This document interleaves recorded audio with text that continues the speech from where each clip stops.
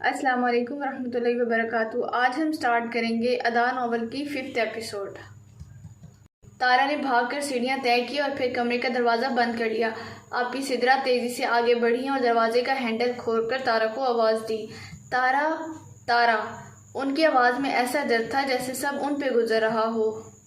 تارا میری بات سنو۔ متواتر ہینڈل گھماتے دروازے کو کندھے سے دھکا دیتے انہوں نے کہنا شروع کیا۔ تارا، ایسا کچھ نہیں ہوگا، وہ کہہ رہی تھی۔ اس بار ایسا کچھ نہیں ہوگا، دروازہ کھولو۔ وہ تارا کو ایک ایسا جادو گھول کر پلانے والی تھی جو تارا کا ایمان پارا پارا کر دیتا، بہت سال پہلے کیا گیا عہد توڑ دیتا۔ کیا؟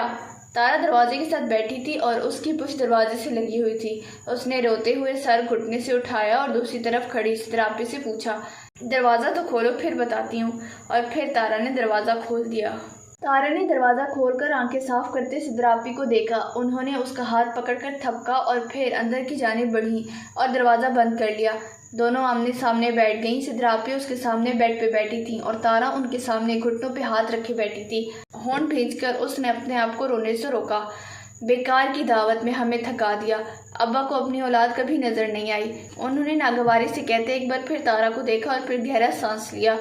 تم حنان میں کب سے دلچسپی لے رہی ہو؟ حنان جانتا ہے؟ ایک ساتھ 2 سوال پوچھنے کا مطلب تھا کہ ان کے دماغ میں ضرور کچھ چل رہا ہے۔ تارا اپنی ہاتھ کی انگلیاں دیکھنے لگی۔ تب سے جب سے میں نے ہوش سنبھالا ہے، اور وہ نہیں جانتے، نہ ہی میں چاہتی ہوں کہ ان کو پتہ چلے۔ اپنے ہاتھ کی ہتھیلی پہ انگلی پھیرتے اس نے کہا تو انہوں نے اس بات میں سر ہلا دیا۔ فلک جانتی ہے؟ فلک کے نام پہ ان کے چہرے پہ ناگواری کے اثرات ابھرے تھے۔ تارا نے انہیں دیکھا اور پھر واپس سر جھٹک لیا۔ وہ آج بولنے کی پوزیشن میں نہیں تھی، ورنہ پہلے تو ہمیشہ فلک کے حق میں کھڑی ہو جایا کرتی تھی۔ ویسے سوچنے والی بات ہے نا تارا، ایک شخص جو آپ کے ساتھ بچپن سے رہ رہا ہو، جو آپ کی رگ رگ سے واقف ہو، جس سے آپ سے دوستی کا یقین ہو، جو آپ سے دوستی کا دعویٰ کرتا ہو، یہ کیسے ممکن ہے کہ اسے علم ہی نہ ہو؟ آپ یہ اب کیا کہنا چاہ رہی ہیں؟ صاف صاف بات کریں۔ تارا، تم کب تک انجان بنی رہو گی؟ وہ لڑکی بچپن سے اب تک ہمارا سب کچھ چھینتی آئی ہے۔ اس نے آج تک ہمیں خوش نہیں ہونے دیا، یہاں تک کہ ہمارے ماں باپ بھی اسی کے بارے میں سوچتے ہیں۔ زہر کا پیالہ پیش کیا گیا تھا اور اب دیکھنا یہ تھا کہ تارا کب اسے اٹھا کے پیتی ہے۔ تو اب آپ یہ کہنا چاہ رہی ہیں کہ فلک نے حنان کو… ہاں، میں یہی کہنا چاہتی ہوں کہ فلک نے حنان کو ورغلایا ہے۔ نہیں، یہ نہیں ہو سکتا۔ تارا نے سر نفی میں ہلایا۔ آپی، اس میں فلک کی خوبی ہے کہ وہ ہمیشہ سب کے ساتھ خالص رہتی ہے۔ اب اس سے ابا پیار کرتے ہیں تو اس کا مطلب یہ تو نہیں ہے کہ وہ ہم سے پیار نہیں کرتے۔ دل میں ابھرتے احساس کو دباتے اس نے ہر ممکن کوشش کی تھی کہ سدراپی کو مطمئن کر سکے، اور ابھی عہد کو بھولی نہیں تھی۔ سدراپی تن سے ہنس دی۔ تم بہت معصوم ہو تارا، اس کی گال کو شفقت سے سلہاتے انہوں نے کہا تو تارا اپنی جگہ سے ہٹی اور زمین پر بیٹھ گئی۔ اس نے ان کا ہاتھ صاف جھٹکا تھا۔ آپی سدرا بھی بیڈ سے اتر کر اس کے سامنے بیٹھ گئیں اور اس کے کندھے پہ ہاتھ رکھا۔ آپی، آپ اس کے بارے میں ایسے بات نہ کریں۔ وہ تو خود اس رشتے کے بارے میں نہیں جانتی تھی، اور فرض کریں اگر اسے میری پسندیدگی کا علم بھی ہو اور رشتے کا بھی ہو تو پھر بھی اس کے بارے میں ایسا نہیں سوچ سکتی۔ وہ بہت اچھی ہے، بہت اچھی ہے، اور اس کے بارے میں آپ سے زیادہ جانتی ہوں۔ اس کا لہجہ کمزور تھا، الفاظ توازن میں نہیں تھے، لیکن سر اب بھی نفی میں ہل رہا تھا۔ تم اسے جانتی ہو، لیکن غلط۔ وہ اپنی جگہ سے اٹھ کھڑی ہوئیں۔ تارا نے سر اٹھا کر ان کو دیکھا۔ اس کے چہرے پہ سخت تاثرات تھے۔ ذہن کے پردے میں ایک لمحے کو ایک ریل سی چلی، پھر انہوں نے اسے سر جھٹک کر نظر انداز کرنے کی کوشش کی۔ تارا خاموش رہی، اور پھر وہ بولی، وہ تم سے حنان کو چھین لے گی، اسی لیے اتنا کہوں گی کہ ہوش کرو، باقی تمہاری مرضی، تمہارا جو بھی فیصلہ ہوگا میں تمہارے ساتھ ہوں گی۔ تارا خاموش رہی اور پھر وہ بغیر اسے دیکھے کمرے سے باہر نکل گئیں۔ کسی سے جدا ہونا اگر اتنا آسان ہوتا فراز، تو جسم سے روح کو لینے فرشتے کبھی نہ آتے۔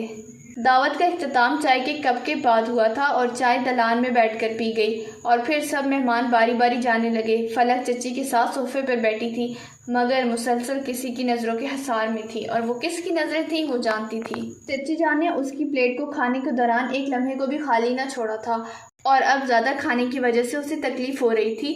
اس نے حنان سے نظریں چراتے تارا کو دیکھنے کے لیے نظر دوڑائی، مگر نظر بے مراد ہی لوٹ آئی۔ تارا اس وقت کمرے میں ہی بند تھی۔ مہمان آہستہ آہستہ جانے لگے تو امی سلطان اور چچی سے اجازت لے کر اٹھ گئی اور تارا کے کمرے کی طرف جانے لگی تو سدراپی نے یہ کہہ کر منع کر دیا کہ اس کے سر میں درد ہے اور وہ میڈیسن لے کر سو رہی ہے۔ فلک کو حیرت تو ضرور ہوئی کہ وہ ابھی تو ٹھیک تھی اور اب ایک دم سے سر کا درد اس کی سمجھ سے باہر تھا۔ فلک سر ہلا کر واپس آ گئی اور اب مزید مہمانوں یا چچی جان کے ساتھ بیٹھنے کے موڈ میں نہیں تھی، اسی لیے تیزی سے باہر کی جانب بڑھی۔ حنان نے اسے باہر جاتے دیکھ لیا تھا۔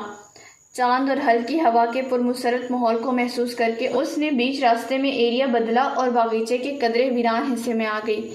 ملازمین رات کے 12 بجے اب تمام پھیلی چیزیں سمیٹ رہے تھے۔ ان کے چہروں پہ تھکاوٹ تھی مگر وہ پھر بھی کام کرنے پہ مجبور تھے۔ فلک نے افسوس سے انہیں دیکھا اور چلتی ہوئی حویلی کے پچھلے حصے میں آ گئی۔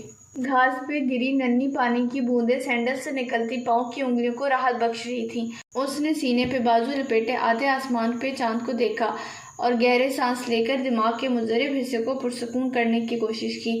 وہ اس وقت اپنے اور حنان کے رشتے کے بارے میں سوچنا چاہتی تھی۔ ابا اور امی سلطان کو ایسا نہیں کرنا چاہیے تھا، ایک ہلکی سی گونج سے جو متواتر اس کے اندر بج رہی تھی۔ میرے سے پوچھ تو لیتے، کم از کم تھوڑا اور انتظار کر لیتے۔ وہ گہری سوچ میں تھی اور ان کے فیصلے سے انکاری نہیں تھی۔ اسے حنان سے شادی کرنے پہ کوئی اعتراض نہیں تھا، بس وہ ابھی وقت چاہتی تھی، دل کو رضامند کرنا چاہتی تھی، جو اس کے لیے فی الحال مشکل ہو رہا تھا۔ زندگی میں بعض اوقات فیصلے آپ کو کیے ہوئے ملتے ہیں، آپ کو بس آنکھیں بند کر کے ان پہ عمل کرنا ہوتا ہے۔ اب چاہے آپ کا دل اس پہ راضی ہو یا نہ ہو، چاہے اس سے آپ کو خوشی ملے یا نہ ملے۔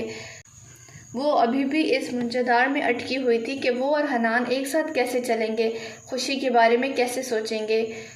اس نے گہرا سانس لے کر اپنے ذہن اور دل کو آرام اور سکون دینے کا فیصلہ کیا اور چلتی چلتی مڑی جب مدھم سرگوشی نے اس کے قدموں کو رک جانے پہ مجبور کیا۔ اس کے دل میں ہلکے خوف نے سرایت کی، مگر وہ اگلے ہی لمحے خوف پہ پاؤں رکھتی اس سمت دیکھنے لگی جہاں سے آواز آ رہی تھی۔ یہ چچا رمضان کا حصہ تھا جہاں وہ چہل قدمی کر رہی تھی، اور اس وقت جہاں وہ کھڑی تھی اور جہاں اس کی نگاہ تھی وہ حویلی کا پہلو تھا اور خاصا تاریخ تھا۔ اس نے ایک گہرا سانس لے کر اپنے آپ کو آنے والے وقت کے لیے تیار کیا اور آگے بڑھی۔ اس کے قدم بہت آہستہ مگر بہت احتیاط سے اٹھ رہے تھے اور آواز بہت مدھم تھی جو متواتر فلک کے کانوں میں پڑ رہی تھی، مگر بولنے والا کیا بول رہا تھا الفاظ واضح نہیں تھے۔ اس نے ایک پودے کے پیچھے چھپ کر سامنے سفید ڈریس شرٹ میں مضبوط قدامت والے نوجوان کو دیکھا اور سمجھ گئی کہ وہ کون تھا۔